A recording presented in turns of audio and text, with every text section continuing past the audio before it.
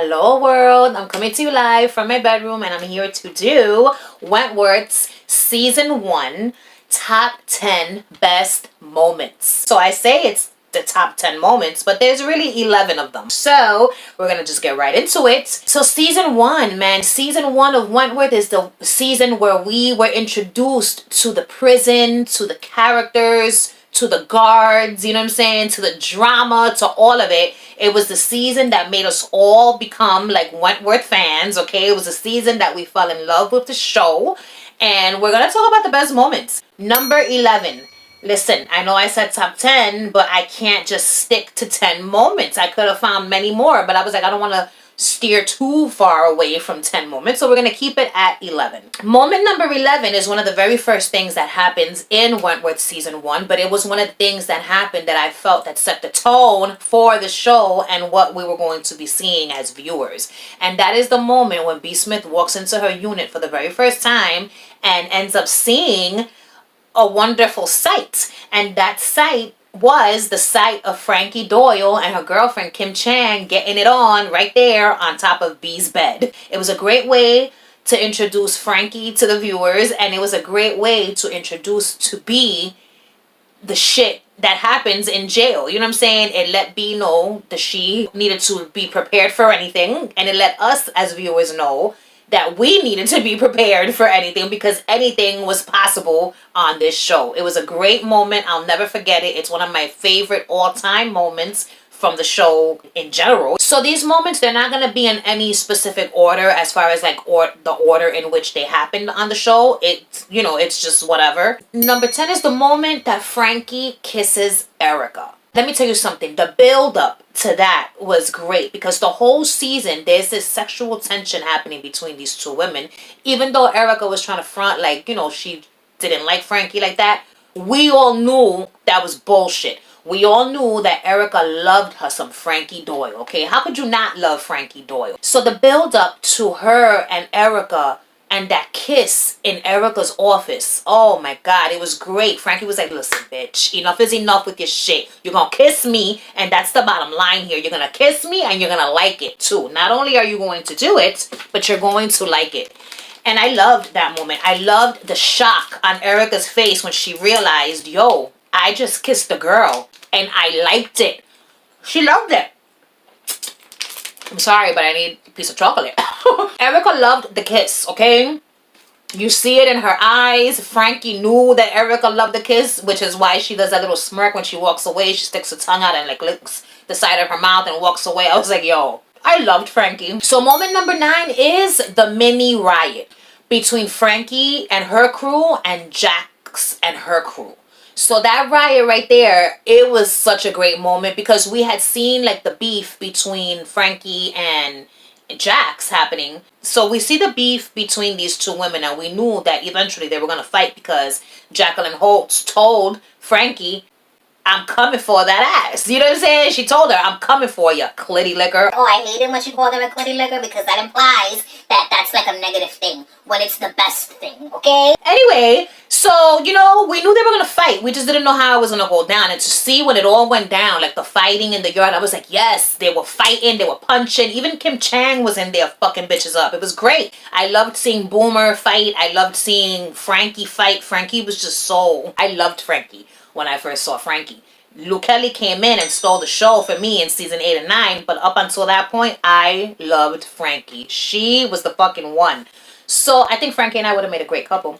The best part of this, like the main best moment for me, is when Jacqueline Holtz and her fucking bitches have Frankie, you know, they're holding Frankie in Jax's cell, and Jax is cutting her, you know what I'm saying, on her tattoo on her chest, and they're about to, like, you know, cut her titty off. That's what I understood Jacqueline saying, once I cut your tits off. I was confused, like, is she saying once I cut your tats off, as in tattoo? Or is she saying once I cut your tits off? But when I saw it with the captions, she's saying tits. So she was about to cut Frankie's tetas off. That's crazy right there. Like, who does that shit? I was like, oh shit, she's gonna cut off her teeth. And then Boomer comes in to save the day. That's one of my favorite moments as well. Like, all-time moments is Boomer bum rushing Jax's cell, grabbing one bitch, bashing her head into the wall, you know what I'm saying? But it was the look that she gives Jax on her way out, because Frankie's over here kicking the other bitch on the floor and fucking her up, and Woman's like, yo, we got to go. The screws are coming, you know what I'm saying? Let's get the fuck out of here. And she pushes Frankie out, but she turns back and she's like, and she gives Jax that look like, bitch, you lucky bitch, because I was about to fucking kill you. Oh, that was a great moment. So moment number 8 is what happens after this mini riot. It's the result of this mini riot. So it's the death of Meg Jackson and the way her dead body was discovered. That was a moment that happens in the ending of the first episode, but it was such a good moment. Like, it was so fucking dramatic. You know what I'm saying? B. Smith. She's running through the halls trying to find little Kaya. So she's running through the halls looking for the little girl, okay? And she finds her. And the little girl looks like she's in distress. B doesn't know what the fuck. I didn't know what the fuck. I was like, why does she look so distressed? You know what I'm saying? And then B slips on some shit and falls to the floor. Now, when she fell to the floor, I immediately peeped the blood on her chin. But I didn't think that it was blood from her cutting herself. I said, oh, hell no, something's on that floor. So I knew that I was about to see some shit. I just didn't expect to see what I saw. And what we all saw was Meg Jackson's lifeless body on the ground with a fucking fork sticking out of her chest, okay? Who expected to see that? I didn't expect to see that shit. Especially not the governor. Especially since I liked Meg Jackson. I thought she was cute, Meg Jackson was. I loved her smile. She reminded me of Frankie. I liked them. You know how they both had these smiles about them that were very similar and very fucking sexy. And I loved how Meg Jackson walked. She had this walk, you know, like she had like, come on, authorities. Meg Jackson, I liked her walk. I found Meg Jackson very sexy. So, you know, we see Meg on the floor. She's dead. B's all in shock. And B's just standing there a bloody mess. Will Jackson's looking at his dead wife and then looking at B like, bitch, this was your doing. Oh, it was great. And then from there, the whole who killed Meg Jackson mystery happened. And never in a million years did I expect to find out, spoiler alert. If you haven't watched Wentworth, I don't know what the fuck you've been doing with your life, but if you haven't, spoiler alert. I was shocked to find out that it was fucking Frankie who did it. You know what I'm saying? Even though it was an accident, it was still shocking. I was convinced it was one of the screws, especially when she put that out there. Like, what makes you think it was one of us who did it? I was like, oh shit. It was one of the screws? So moment number 7. Some of you might not agree with this one, but I think it was a really good moment. And it was the moment where Doreen attacks B. Smith in her cell, trying to get information out of her as to whether or not she had something to do with Meg Jackson's death. Because Will Jackson, caramba. I always say Will Smith when I'm supposed to be saying Will Jackson. Fuck Will Smith and his cornball ass. Was pressing Doreen and telling her, listen, you're going to get the information or little baby Kaya, she's out of the prison for good. And that's it. You know what I'm saying? So he threatened her. At this point, another spoiler alert, we all thought Doreen was Kaya's mom. She wasn't. We found out that her mom was this sorry ass bitch, Tony Good, with the beautiful eyes. You know what I'm saying? Her eyes, they're mesmerizing, okay? Doreen, at that time, we all thought she was Kaya's mom. So here is this desperate mother holding B up at knife point. She's got the fucking shiv to her throat. And she's like, tell me! Tell me the fucking information. Tell me who did it. Tell me what you know. And B knows nothing. That's the fire trucks now.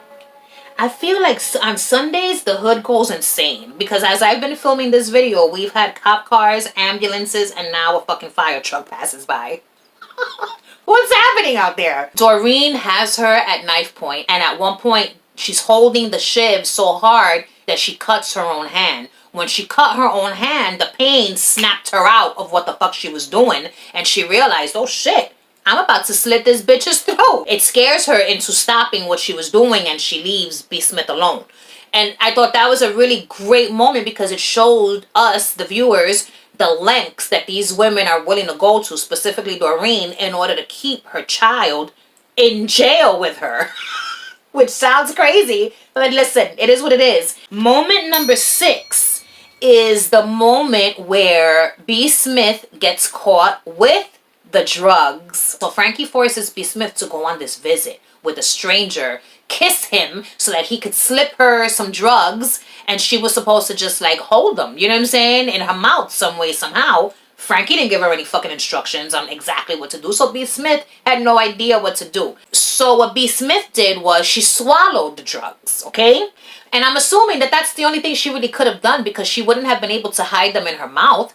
Look at how they made her open her mouth. You know what I'm saying? She had to swallow that shit. And when Frankie's like, you swallowed them? Oh shit. Let's run to the bathroom so you could fucking throw the drugs up. I remember thinking, bitch, why are you surprised that she swallowed the drugs? What else was she supposed to do with them? You know what I'm saying? They make her open her mouth and stretch it out all crazy. So like, what the fuck was she supposed to do with the drugs besides swallow them? Anyway, they run to the bathroom. In the bathroom, Boomer is sitting there taking a shit. You know what I'm saying? And she's like, oh, come on, don't do this here. And so B starts throwing up the drugs. And in that moment, Meg Jackson comes in and catches her. So she's like, gotcha, motherfuckers. Frankie jumps into her bathroom stall like she don't know what the fuck is going on. Bitch, you were just standing behind B. Smith. You were just standing behind her, helping her throw up, okay? You know what the fuck is going on here. Meg Jackson is like, I got you, bitch. Come with me, B. Smith. But Boomer's reaction to all of it, can y'all get the fuck out of here? I'm still here trying to take a shit.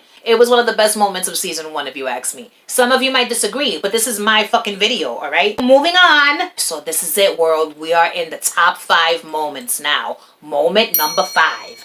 This is the moment that B. Smith is in the cafeteria. And Jacqueline Holtz has been released from the slot. And she's like, bitch, make me my cup of tea. And B. Smith goes and makes her the tea. And she's like, oh, it's too hot. She goes back to put some more cold water in it. Oh, there's not enough water. B. Smith goes back to add more water. Oh, I didn't ask for milk. Or whatever the fuck it was that she said. So she's just being a bitch and just showing B, you're going to do whatever the fuck I want. Whatever I want you to do, you're going to fucking do it. You're not going to ask no questions because you're a punk. And I'm that bitch. And that was that. As this is all happening, B. Smith is getting more and more perturbed, okay? She's like, yo, this bitch is trying to play me and I don't like it. You know what I'm saying? I don't like it. Jax asks her, what are you in for, love? Parking tickets? And B. Smith tells her, nah, I'm here for all of this other shit. Attempted murder, grievous bodily harm, all of the above, bitch. So do me the favor and make your own fucking tea. That's what B. Smith tells her. And I was like, yes, bitch. Tell her to make her own tea because she's going to keep fucking with you if you don't. And so that was a great moment. Jacqueline Holtz felt so fucking stupid. And Frankie rubs it in. She's like, oh, the new girl sunned you. You know what I'm saying? She didn't say that. That's the hood equivalent of what she said.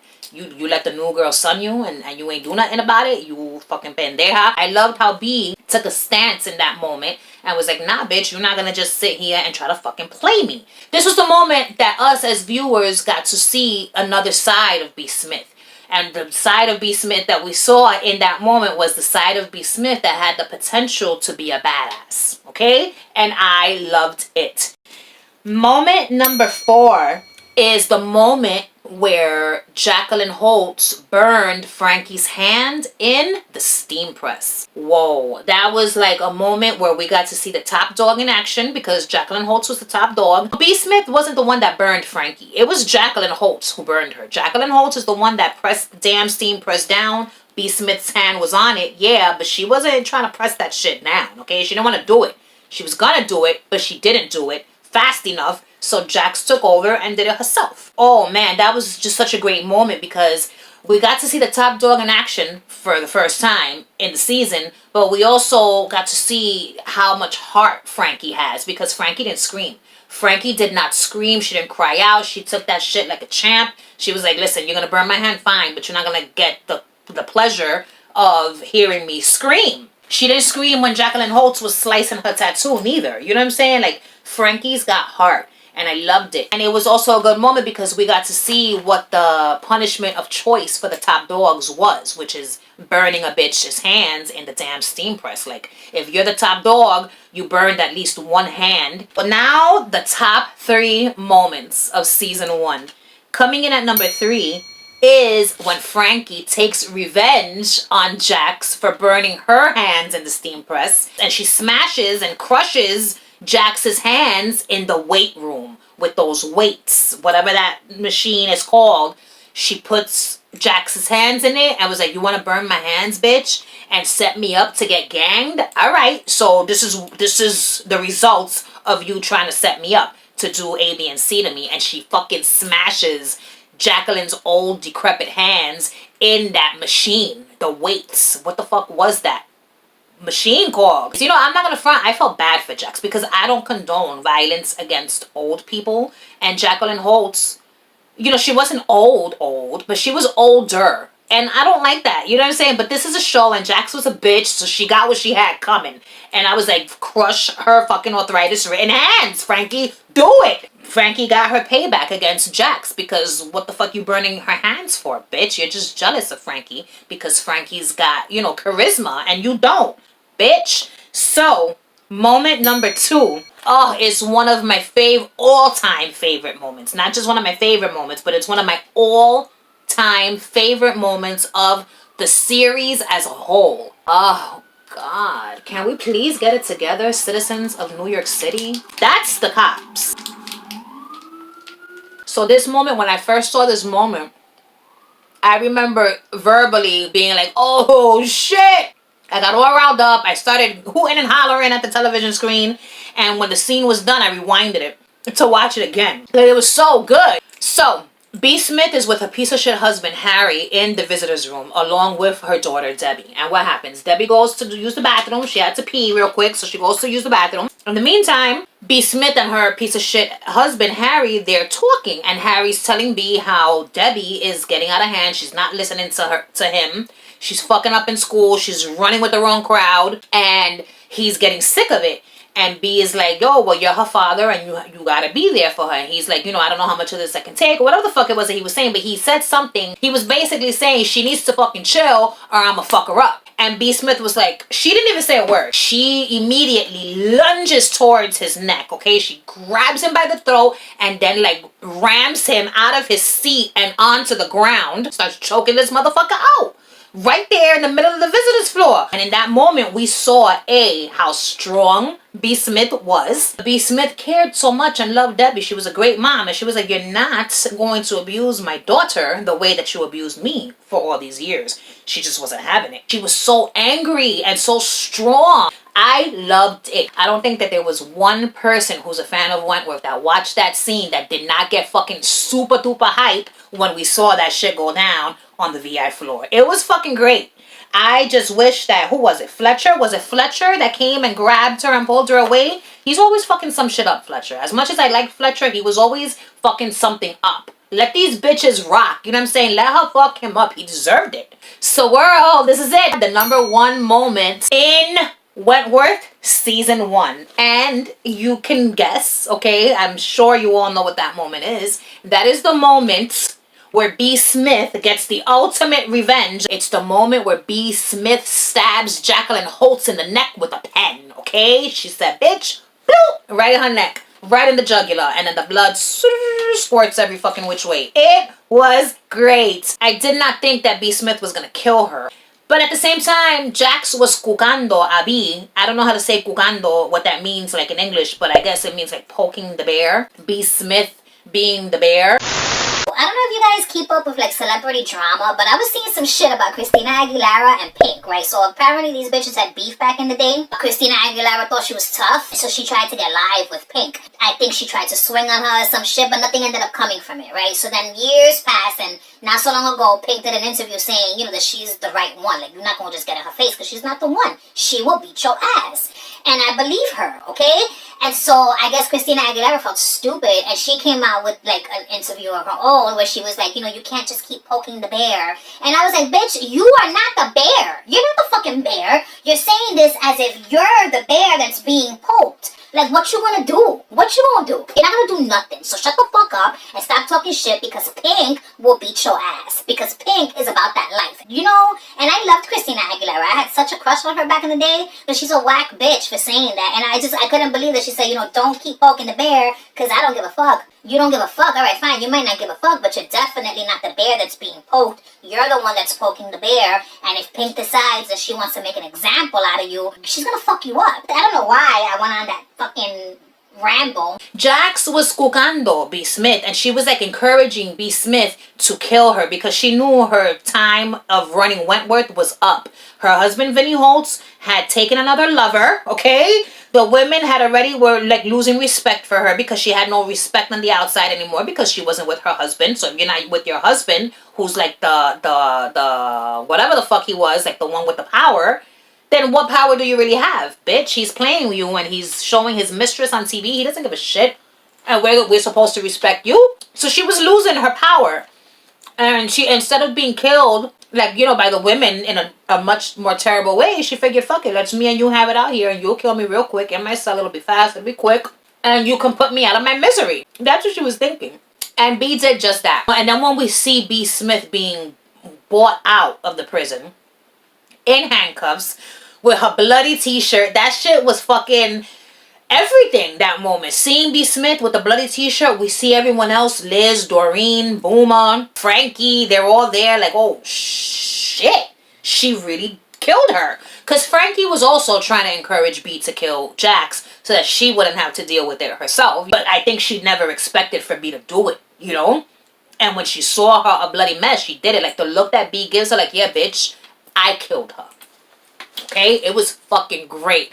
Oh my God. So that was it, world. That was the top 10, top 11 moments, best moments of Wentworth Season 1.